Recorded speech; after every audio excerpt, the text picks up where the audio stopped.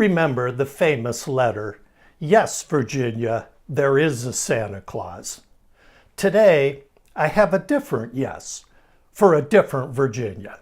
As in, yes, Virginia, you have mild cognitive impairment, but you are still you, and you still matter. Hi, I'm Tony Daring of GoCogno.com, the website for people with MCI. I'm doing something a little different today. I have a guest, Virginia Laken, a gifted writer who has been chronicling her life with MCI in a blog at virginialaken.com. Recently, she was feeling down and discouraged, and she told her daughter, "I just don't think I matter anymore." Her daughter's response led Virginia to write a blog post that I found so beautiful and profound and touching that I had to talk to her about it. So last weekend, I got on a Skype call with Virginia, and with her permission, I'm sharing that conversation today, because in it, she delivers a message that anybody dealing with mild cognitive impairment really needs to hear. Here's Virginia. Virginia, hello. Thank you for joining me this morning.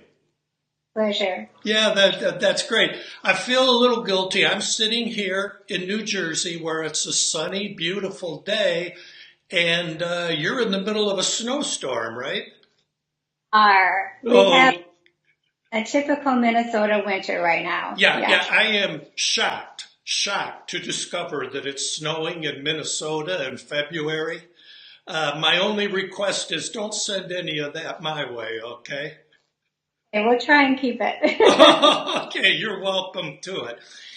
Anyway, I'm so happy you joined me today to talk a little bit about the column that you wrote recently, the blog post called "I Matter." The thing that'll always stay with me about it is the story that you shared about Galen and the butterfly.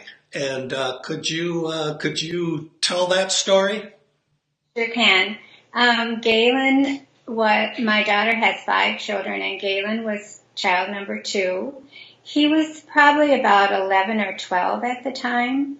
And as I described in the piece, when he was a toddler, I named him my sunshine, because he always had this positive attitude, had a beautiful smile on his face. And this one particular day, he was here at our house, and he loved bugs and insects. And our rule at the house was you could catch them, but then at the end of the day, you needed to let them go. And so anyway, he caught a butterfly, and he was showing it to me. But the butterfly had an injured wing. And I said, "Oh, I'm so sorry that the butterfly can't fly anymore." And without hesitation, he turned to me and he said, "No, but it can still walk." So now he's a butterwalker. And that butterwalker is what stayed with me. In your blog post, I know that conversation you were having with your daughter was at a time when you were feeling down. And it is so easy to get wrapped up in the what I can't do anymore versus the what I still can do. And it was that story that kind of helped turn your mood from what I read in the blog post.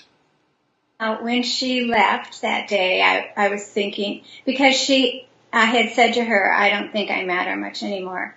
And she said, "Oh, Mom, do you think Galen doesn't matter because he's gone? He matters every day."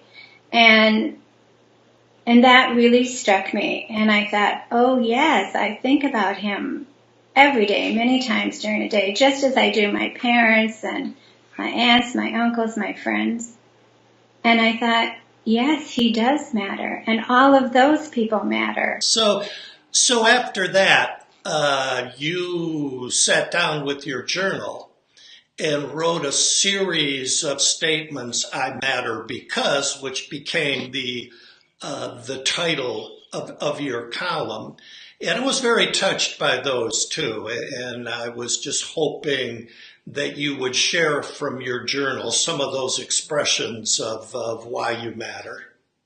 Sure. And the very first one I wrote was, I matter when I feed the birds, when I plant flowers that help pollinators, and when I'm a good steward of the land on which I live. And I wrote that because I spend a lot of time at home. I don't drive anymore, and my community involvement has lessened. And so I thought, well, what do I do almost every day that matters? And it all was connected with the land. We live in the country. So that was my first one. I wrote, I matter because I contribute to organizations that support peace and justice. I matter when I'm patient and accepting of what seems unfair. And I followed that up with, I matter because what I do and what I believe and how I act affects my children and my grandchildren and my great-grandchild. I matter because every atom on Earth and in the universe matters. So if every atom matters, then I matter.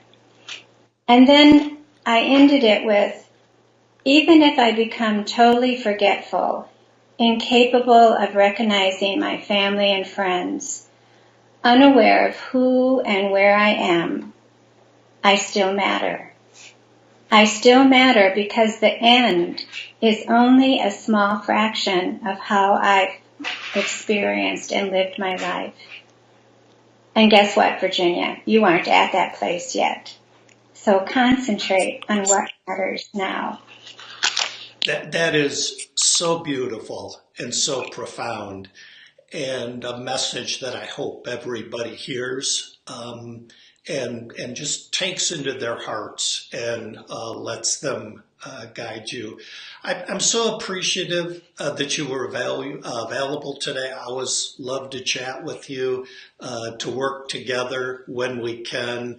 My only remaining goal is to embarrass you as much as I can by talking about what a gifted, beautiful, incredible writer you are, and that gift you share with all of us. And I just thank you on behalf of all of your readers for what you do and for joining me today.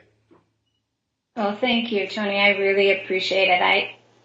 Especially when a writer compliments another writer, it means a lot. Thank you so much.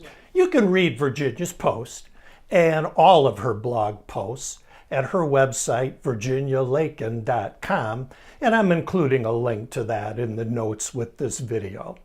Thanks to Virginia, and thanks to you for joining me today. I look forward to seeing you again next week. Until then, as always, be kind to your mind.